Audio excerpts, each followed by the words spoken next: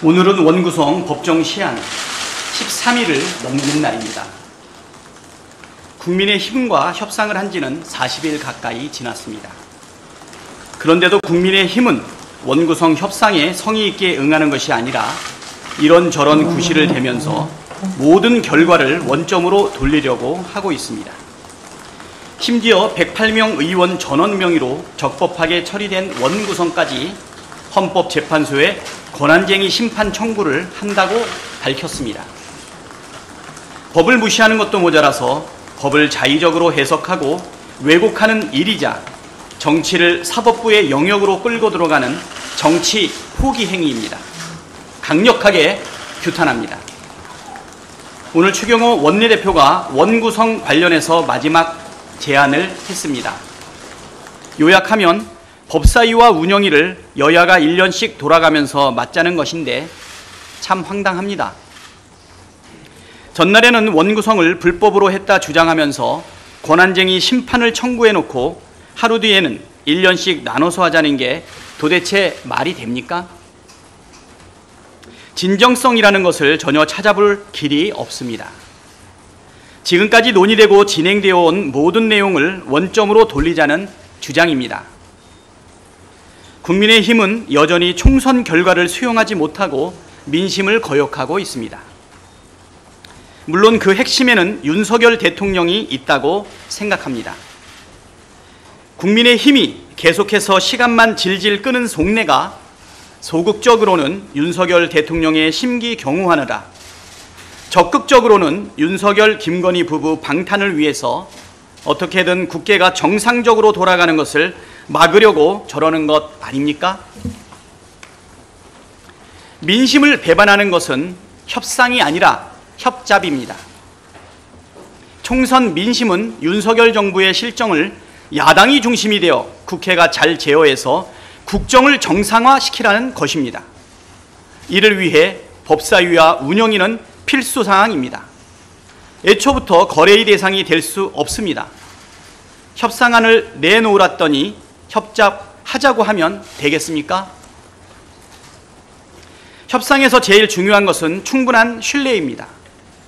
상호 간에 신뢰가 쌓이지 않고서 협상이 제대로 될 수도 없고 타협을 해도 오래가지 못한다는 것이 지난한 역사의 교훈입니다.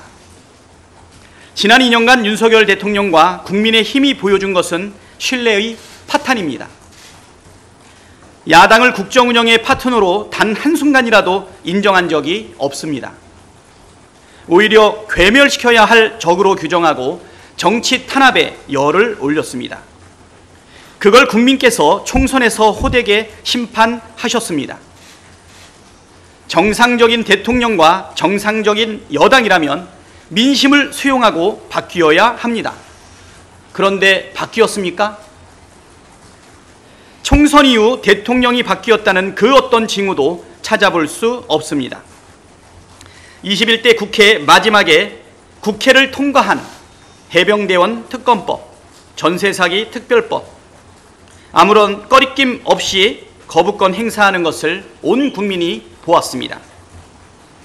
국민의힘 당선자들 불러놓고 대통령 거부권을 무기로 협상하라고 한 것 다들 아시지 않습니까? 국민의힘이 뭔가를 제안하고 우리가 그거를 검토하려면 최소한의 신뢰가 필요합니다. 대통령께서 총선 민심을 수용해서 국정 기조를 싹 바꾸고 국민의힘도 대통령이 아니라 국민을 위해 일하는 모습을 보여야 신뢰가 싹 트고 대화도 가능하지 않겠습니까? 이를 위해 다음과 같은 조건이 필요합니다. 첫째, 윤석열 대통령은 향후 1년간 국회법 절차에 따라 통과한 법률안에 대해 거부권을 행사하지 말고 즉시 공포해야 합니다. 둘째, 국민의힘은 일하는 국회를 위한 국회 운영에 적극 협조해야 합니다. 서로 협의하되 의견이 모아지지 않는 사안에 대해서는 민주주의 원리에 입각해 처리해야 합니다.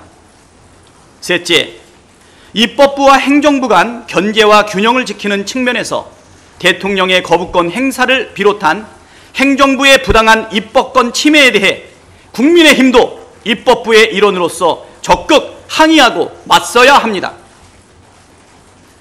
신뢰는 말이 아니라 행동과 실천으로 쌓아가는 것입니다.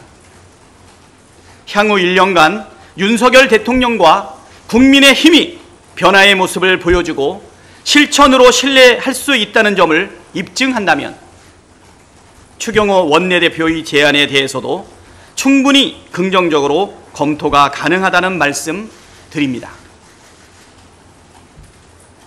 한 가지 더 말씀드리겠습니다. 오늘 우원식 국회의장님께서 이번 주말까지 원구성 협상을 종료해달라고 최종 통지하셨습니다. 국회법에 따라 속히 원구성을 마무리해야 한다는 것이 우리 민주당의 입장이지만 원활한 국회 운영을 바라시는 국회의장님의 뜻을 존중합니다. 국민의힘도 국회 정상화 의지가 조금이라도 있다면 터무니없는 권한쟁의 심판 즉각 취소하고 국회 부의장 후보도 즉각 선출해 나서십시오. 그래야 신뢰를 쌓는 데 조금이라도 유리하지 않겠습니까? 그리고 지금 국민의힘이 목소리를 높여야 할 대상은 국민과 민주당이 아니라 대통령실이라는 점도 분명히 해둡니다. 시급한 민생 현안이 태산같이 쌓여 있고 검토하고 논의해야 할 법안들도 잔뜩 쌓여 있습니다.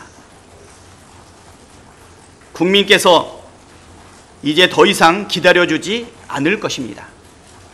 마지막 기회조차 국민의 힘은 날려버리지 않기를 바랍니다. 이상입니다.